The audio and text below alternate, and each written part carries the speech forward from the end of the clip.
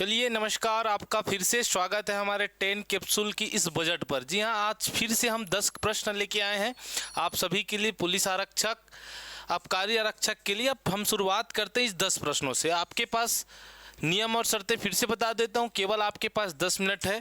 एक प्रश्न के लिए आपको मिलेगा 30 सेकंड और 20 सेकंड मैं क्वेश्चन पढ़ने में लगाऊंगा साथियों। तो 10 मिनट में 10 प्रश्न करेंगे, आपके लिए बहुत ही फायदेमंद होगा ये जो सेशन है। तो 10 मिनट आप देंगे रोजाना 8 बजे। चलिए, आपका 12वां प्रश्न है। कल हमने 11 तक कर लिए साथियों, है ना। अब हम आपके 12वां प्रश्न में आते हैं। 12वां प्रश्न ये कहता है, स्वतंत्रता आंदोलन के दौरान, ठीक है, छत्तीसगढ़ का यह प्रश्न है, स्वतंत्रता आंदोलन के दौरान मध्य प्रांत का झंडा सत्याग्रह कहाँ से प्रारंभ हुआ था। जब मध्य प्रांत था तब स्वतंत्रता आंदोलन की प्रक्रिया चल रही थी, तो अब एक आंदोलन ऐसा था झंडा सत्याग्रह, तो वो प्रारंभ हुई तो कहाँ से हुई। तो आपके पास ऑप्शन है जबलपुर, सेकंड ऑप्शन है नागपुर, और थर्ड ऑप्शन है बिलासपुर, और चौथा है पेंड्रा। तो जी हाँ साथियों, आप बताएंगे फटाक से इसका आंसर। तब तक मैं रुकता हूँ, आपको 20 सेकंड देता हूँ। सभी कमेंट बॉक्स में कमेंट करके बताएंगे कि कहां से प्रारंभ हुई।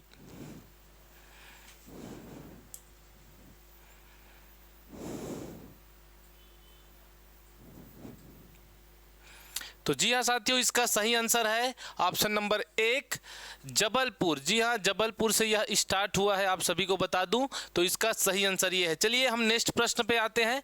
सेकंड प्रश्न है साथियों, सेकंड प्रश्न ये आपके स्क्रीन पर, निम्नलिखित में से किस राजवंश ने, ये भी आपके छत्तीसगढ़ के प्रश्न है, निम्नलिखित में से किस राज्य वंश ने इस राज्य में सबसे लंबे समय तक शासन किया। जी आप सभी को मालूम है कि छत्तीसगढ़ में बहुत सारे ऐसे शासक आए जिन्होंने शासन किया, लेकिन प्रश्न पूछ रहा है कि सबसे ज़्यादा लंबे समय तक शासन करने वाले वंश कौन से हैं, कौन से राजवंश है, आप बताएंगे। और आपके पास ऑप्शन है, option number A Sarabhapuriya, option number B Kalachuri, और ऑप्शन नंबर सी भोसला, और ऑप्शन नंबर 4 आपके सोमवंश। तो क्या आप बताएंगे इसमें से कौन सा ऐसे शासक है जिन्होंने सबसे लंबे समय तक शासन छत्तीसगढ़ पर किया है। आपके पास फिर से 20 सेकंड है। 20 सेकंड में आप आंसर देंगे।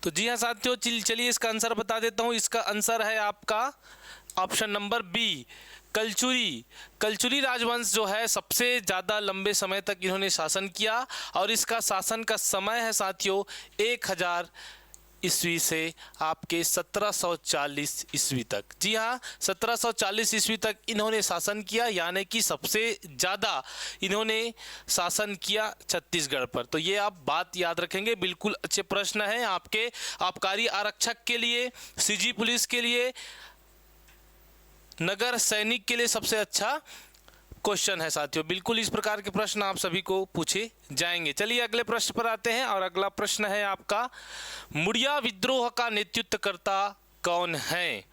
जी हाँ, मुड़िया विद्रोह, छत्तीसगढ़ में बहुत सारे ऐसे विद्रोह हुए, है ना, बहुत सारे विद्रोह हुए, जैसे कि आपका मेरिया विद्रोह हो गया, गुंडाधर जिन्होंने एक विद्रोह दिया, हिड़मा मांझी ने विद्रोह किया, नांगुन दोल्ला ने विद्रोह किया, इनके नेतृत्व करता है। तो उसमें से मुड़िया जो विद्रोह है, कौन से नेतृत्वकर्ता ने किया। क्या ऑप्शन में ए झाड़ा सिरहा, गुंडाधुर, हिड़मा मांझी, या नांगुन दोरला। आप सभी के पास 20 सेकंड है साथियों, फटाक से आंसर देंगे। क्या ऑप्शन ए आएगा, बी, सी या डी।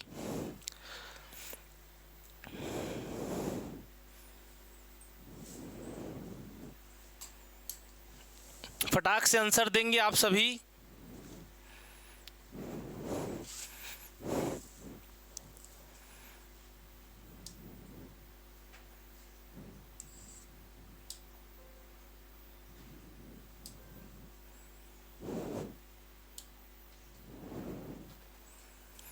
चलिए क्वेश्चन आपके पास लाते हैं। ये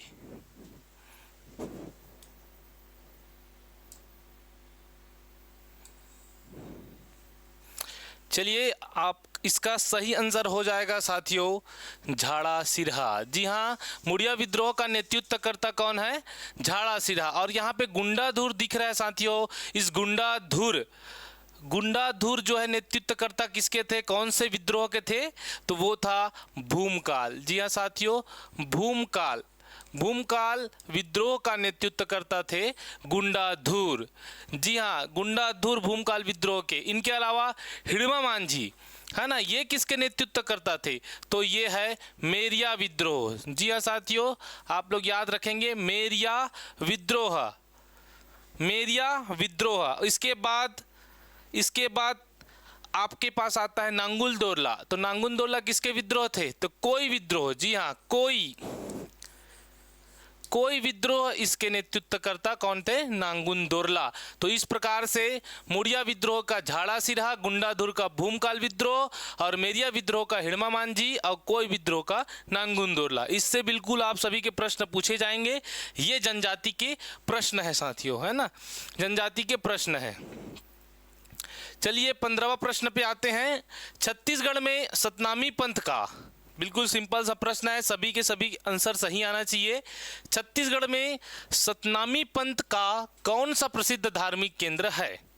कौन सा प्रसिद्ध धार्मिक केंद्र है? तो क्या चंदखुरी है? क्या चंदखुरी है साथियों? एक मिनट,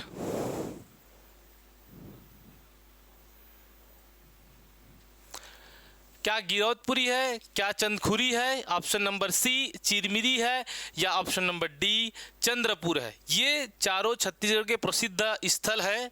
हमको बताना है साथियों सतनामी पंथ का कौन सा प्रसिद्ध स्थल है। तो सभी सिंपल प्रश्न है, आप सभी इसका फटाक से आंसर दे पाएंगे। तो इसका सही आंसर है साथियों, देख पाएंगे आप लोग, गिरौदपुरी, है ना, गिरौदपुरी। गुरु घासीदास जी का जन्म स्थल कहाँ है? गिरौदपुरी। तो सतनामी पंथ का प्रसिद्ध स्थल कौन सा हो जाएगा? गिरौदपुरी। जी हाँ, आप सभी जाएंगे, आप सभी को गिरौदपुरी आपको बलौदाबाजार जिले में मिल जाएंगे। यहाँ पे आप वहाँ जाकर सतनामी पंथ के प्रसिद्ध स्थल जहाँ पे हमारे गुरु घासीदास जी का जन्म हुआ है, उनके अनेक विचार हमारे छत्तीसगढ़ में प्रसिद्ध है और इनके पंथ जो है छत्तीसगढ़ में प्रसिद्ध है साथियों। और बलौदाबाजार को अभी कुछ सूचना आया है कि गुरु घासीदास, संत शिरोमणि गुरु घासीदास के नाम से भी बलौदाबाजार जिले को नाम को परिवर्तित करके संत शिरोमणि गुरु घासीदास जी के नाम पे रखे जाएंगे। चलिए अगले प्रश्न पे आते हैं। इस राज्य की यानी छत्तीसगढ़ के प्रथम पद्मश्री प्राप्त साहित्यकार निम्नलिखित में से कौन से हैं? प्रथम पद्मश्री प्राप्त करने वाले साहित्यकार के नाम बताना है। ठीक है, छत्तीसगढ़ में प्रथम पद्मश्री प्राप्त करने वाले साहित्यकार के नाम आपके पास ऑप्शन है पदुमलाल पुन्नालाल बख्शी जी, पंडित मुकुटधर पांडे जी, प्यारेलाल गुप्त जी, कुंज बिहारी चौबे जी। ठीक है, ये देख लेंगे, मुकुटधर पांडे है ये, मुकुटधर पांडे जी, पदुमलाल पुन्नालाल बख्शी, प्यारेलाल गुप्त और कुंज बिहारी चौबे जी। चलिए फटाक से आप लोग आंसर देंगे, आपके पास समय है 20 सेकेंड का।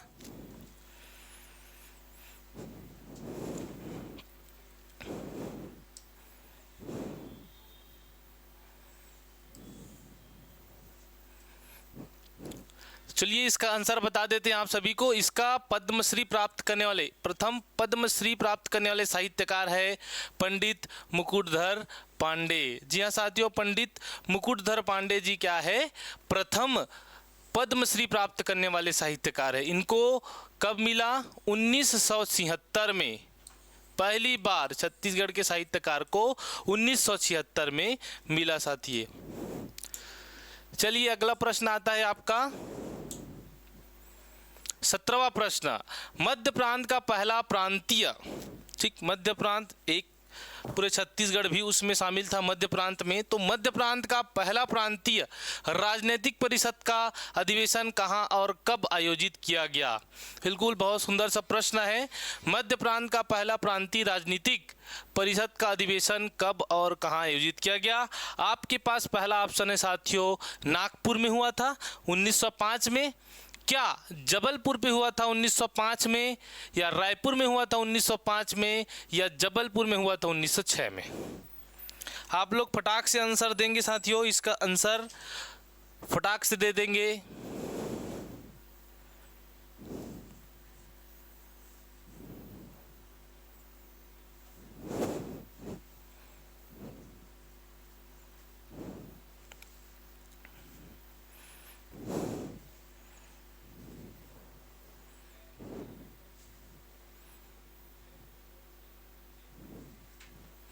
चलिए फटाक से आंसर दे देंगे। तो जी हाँ, इसका सही आंसर होगा नागपुर में। जी हाँ साथियों, नागपुर में हुआ था और ये नागपुर में 1905 में हुआ था, है ना। 1905 में हुआ था और कहाँ हुआ था? नागपुर में। चलिए अगले प्रश्न पे आते हैं। अगले प्रश्न है आपकी स्क्रीन पर और प्रश्न ये है, सूची ए को सूची बी से मिलाइए। एक तरफ आपके मंदिर का नाम दिया है और एक तरफ बनाने वाले वंश का नाम दिया है। ठीक है, एक तरफ मंदिर का नाम दिया है और एक तरफ बनाने वाले वंश का नाम दिया है। तो फटाक से आप लोग इसका आंसर देंगे। चलिए प्रश्न मैं आपको बता देता हूँ। लक्ष्मण मंदिर सिरपुर जो कि महासमुंद जिले पे है। लक्ष्मण मंदिर सिरपुर लाल ईंटों से बना है, इतना बता देता हूँ यहाँ पे। लक्ष्मण मंदिर सिरपुर महासमुंद जिले से है। उसको कौन से वंश बना है? क्या फनी नाग वंश के, छिंदक नाग वंश के, कलचुरी वंश के या सोम वंश के? उसी प्रकार भोरमदेव मंदिर कवर्धा में है, उसको कौन से वंश बनाए हैं?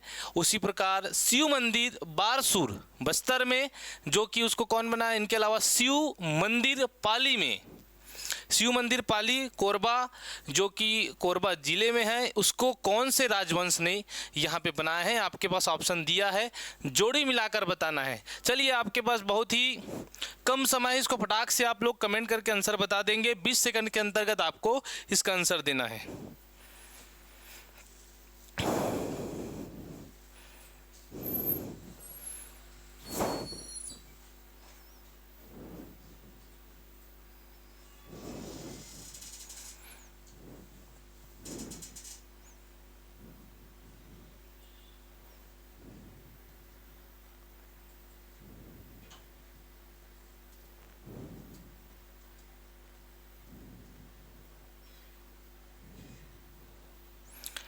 तो चलिए इसका सही आंसर आप सभी को बता दूं। लक्ष्मण मंदिर जो कि कहाँ है?